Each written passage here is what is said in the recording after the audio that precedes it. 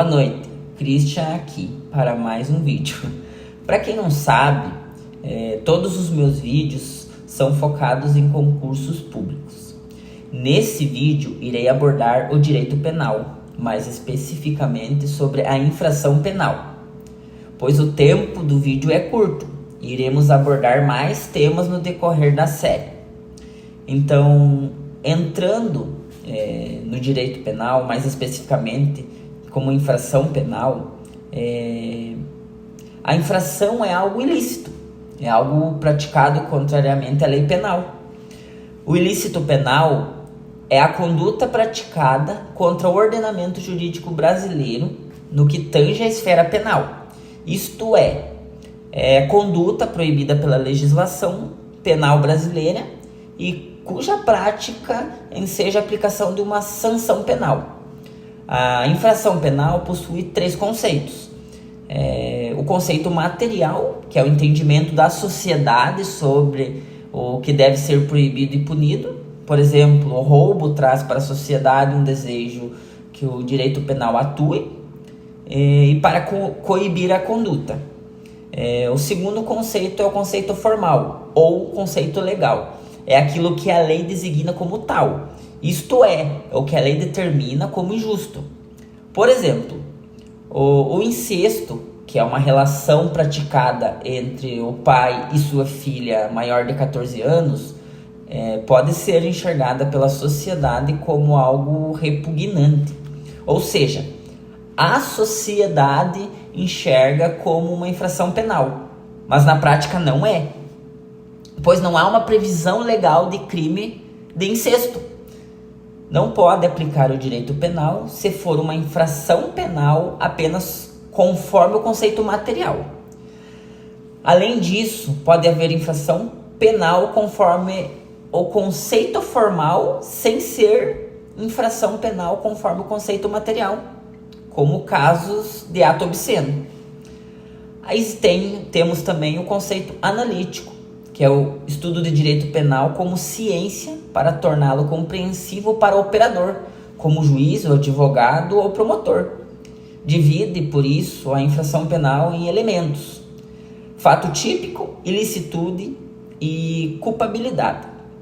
E dentro das infrações penais existem as espécies, que é o ordenamento jurídico brasileiro adota o sistema dualista, binário ou dicotômico de infração penal. Divide-se em crime ou delito, contravenção penal, também chamada de crime anão, delito liliputiano, e crime versus contravenção penal. O crime é mais grave do que a contravenção penal, de modo que a pena será, em regra, mais grave. Existe a lei da introdução ao Código Penal no artigo 1º, que diz: considera-se crime a infração penal que a lei comina pena de reclusão ou detenção, quer isoladamente, quer alternativa ou cumulativamente, com a pena de multa. Contravenção à infração penal a que a lei comina, isoladamente, pena de prisão simples ou de multa, ou ambas, alternativa ou cumulativamente. Preceito primário versus o preceito secundário. Os tipos penais vão se dividir em duas partes. A primeira parte irá trazer a descrição da conduta proibida e a segunda parte irá trazer a sanção penal imposta. Por exemplo, um Código Penal, artigo 121, matar alguém. Pena, reclusão de 6 a 20 anos. No preceito primário, é matar alguém, enquanto o preceito secundário é a reclusão de 6 a 20 anos. O preceito primário mais o preceito secundário é o tipo penal. Se a conduta for um fato atípico, significa que não há previsão legal. Existe uma observação nisso. Na reclusão, pode ocorrer regime inicial de cumprimento da pena fechado, semiaberto ou aberto, a depender da pena imposta. Já na detenção, o regime inicial de cumprimento de pena vai ser semiaberto ou aberto. A prisão simples, Além disso, terá regime inicial de cumprimento de pena semi-aberto ou aberto. mas sem rigor penitenciário e sem a possibilidade de regressão para o regime fechado.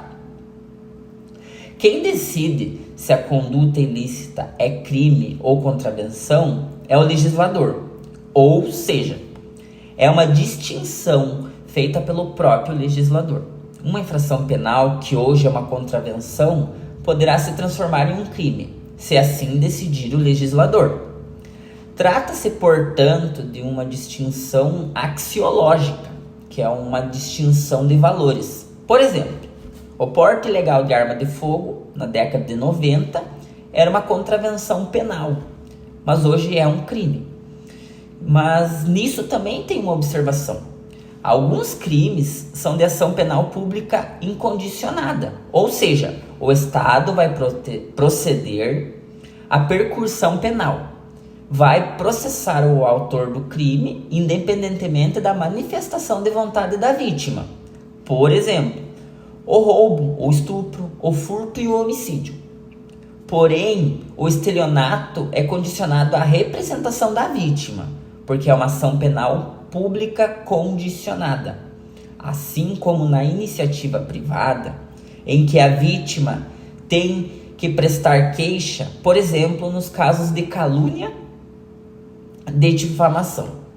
Então, isso é uma base sobre a infração penal, sobre seus conceitos, sobre suas divisões, e eu vou ficando por aqui, e a gente vai abordar mais a fundo sobre o direito penal nos próximos vídeos. Fiquem com Deus.